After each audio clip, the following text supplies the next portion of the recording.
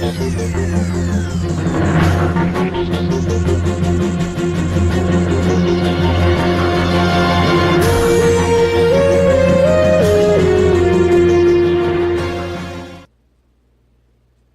am back with another video about money.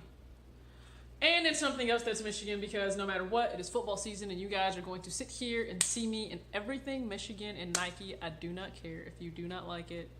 Whatever, you're probably an Ohio State fan. All right, so this video, let's just talk about, I might strike a nerve with some people, but what percent of your monthly take-home pay are you spending on sneakers? And I understand, yes, like some people may absolutely hate me for this, but let's just be real, right? This is what we're going to get into, because what you're spending on sneakers can really get away from you during the month, especially if you don't have a budget. And what you can see back here is how to build a set budget. Living for today and planning for tomorrow while enjoying the little things. Yes, that is my free ebook that I wrote at the end of 2017, and it is available to anyone that wants it. All you got to do is hit me up via email, which can easily be found either in the description box below, or it can be found on my Instagram in the link for email. All right, Fit Jeter Girl is my Instagram. So let's get into this.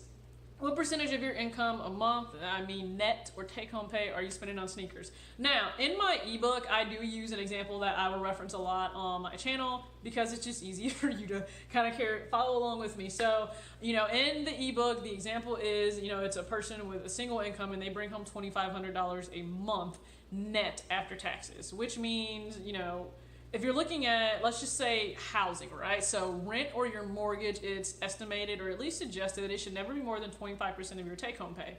Well, 25% of $2,500 would be $625 a month. Now, I understand that's actually pretty hard to come by right now in this economy for somewhere that is nice, probably comparable to what maybe you want to really live in, I guess being modern wise, based on your taste as well and lifestyle, being close to where you work or things that you do for a commute. $625 a month can be hard to find on your own. That's why a lot of people will have roommates, or if you have a significant other or you're married, you have a combined income, so it does make it easier.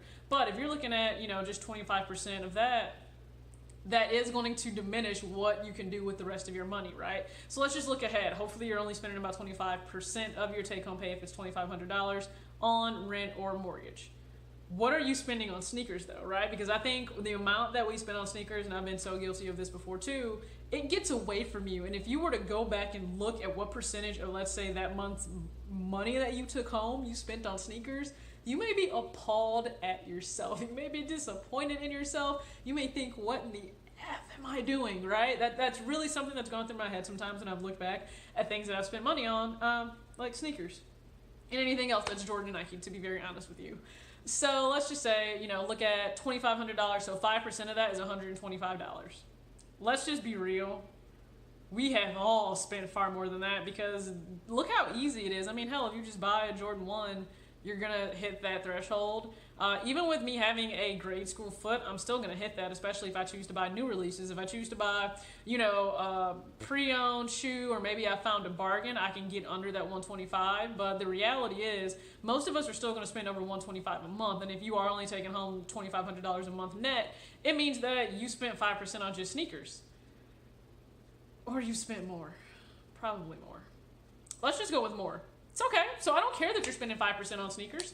I don't even care that you're spending 10%. But my question to you would be, do you have outstanding debt, and do you have a savings account that's not to where you want it to be? If your savings isn't at least 3 to 6 months of expenses of what you would need to live every single month, then it means you definitely have some room to grow in terms of your savings and hitting that goal. Sorry, my AC just kicked on. If you have outstanding debt, it means that you should probably work to try to get rid of that, because whatever you're paying in minimum debt payments could stay home in your household for other things that are more beneficial to you. Let's just be real. So what I would suggest is try to do everything, right? So live for today.